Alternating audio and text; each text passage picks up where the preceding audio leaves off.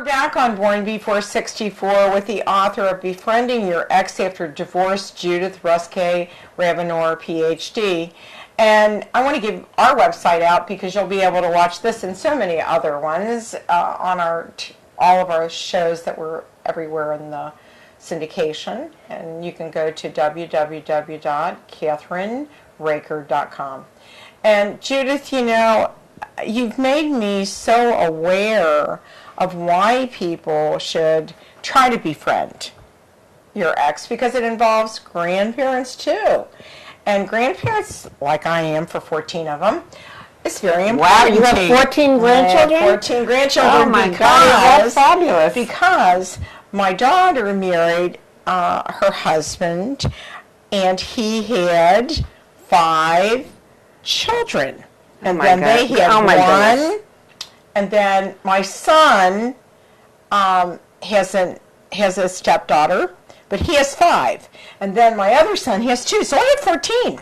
Wow. And guess what? They all love the holidays. They love those cards. So that means that you're very busy, very involved with them. I just came back from California, Judith, and being with my granddaughters, which was so sweet. And this 2-year-old precocious grandchild, and they are so good to her. They're 14 and 12, and their brothers were there, and they just adore this 2-year-old, and it's so nice to see that. Yeah, that's great. But you know, I have to share with you, I got to meet the ex-wife of my son-in-law. And I have to tell you, I had all these feelings going up and down. Is that normal? Yeah, that is normal, because we live in a culture where just the whole concept of an ex-spouse is a negative one. And the idea that you could meet someone's ex and actually like them, it's like jarring. It's like my mother remained friends with my ex-husband. Right. And I think, as I mentioned before, he helped her till the very end of her life. I mean, this is another astounding thing. I don't know if you've ever heard this before. My ex-husband came with me to an elder care lawyer in order to help protect my mother's assets when she was diagnosed with dementia. Why? Because my current husband is a psychologist like I am. Right. That's one of the great bonds between us. But my ex-husband is a lawyer and a businessman, and he thinks in exactly that way, and he came with me to the lawyer. So when I walked into a lawyer, I said, here I am, this is my ex-husband. I thought he thought that was pretty cool. She did. She did. She thought that was pretty cool.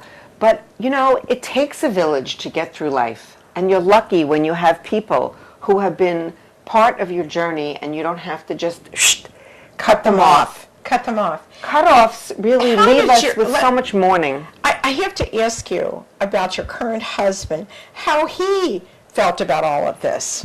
That's important to me. He tells the story. He came into the family. You see, I was married. I didn't get married for the second time till 53. I am 2 years older than you. I'm 70 now. You don't even act like it. I am. Don't even look like it. I'm 70. You don't. Well, you know what they say, 70 is the new 60, or 60 is the new 70. Actually, we're middle-aged. Because we're more than middle-aged. We're more than middle-aged. No, we're considered middle-aged today, really, basically. Because our parents, now my mom is 91 and still kicking. And that's where I told you that I get the wonderful Jewish part of my life is from my mother. And I have to tell you, she was a Jewish mother. Who do you get all your energy from? Actually, I'm hypoglycemic. So I really believe that has a lot to do with it.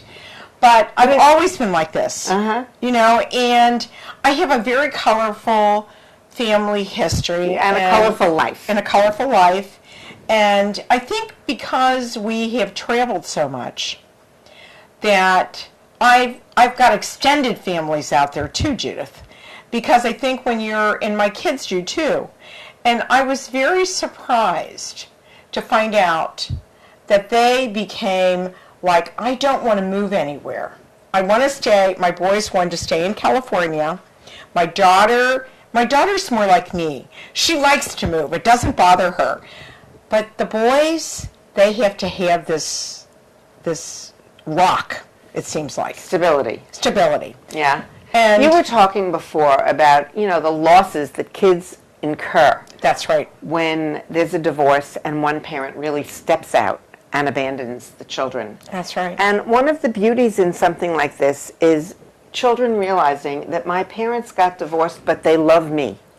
And I really have two parents who can be there for me.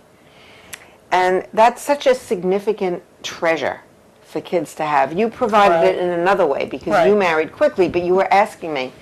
I didn't get married the second time until I was 53. I got divorced at 40. So I spent 13 years. 13 years. 13 years as a single parent. Right. And it's a long time.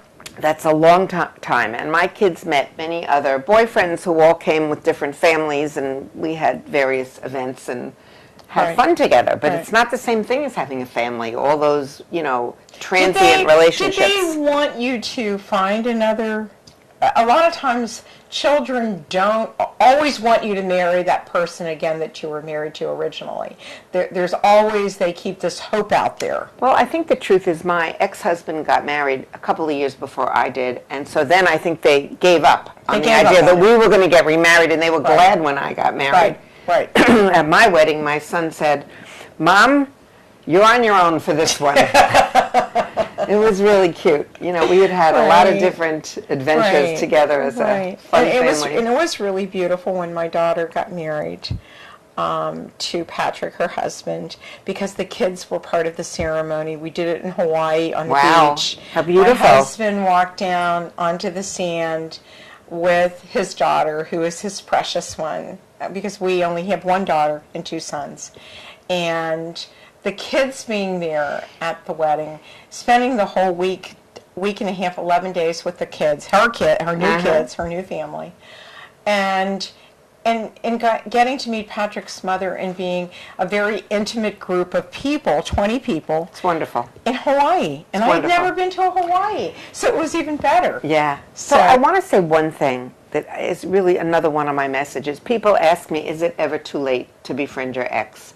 And the answer is no. That is the name of the last chapter in this book. Is it ever too late to befriend your ex? And I tell the story. This was a true story that a woman I interviewed told me about how And on that note, we have to take a short break, and we'll be right back. So hold the thought. What's your website again? Judith Ruskay Rabinor, PhD.com. Okay. We'll be right back on Born Before 64.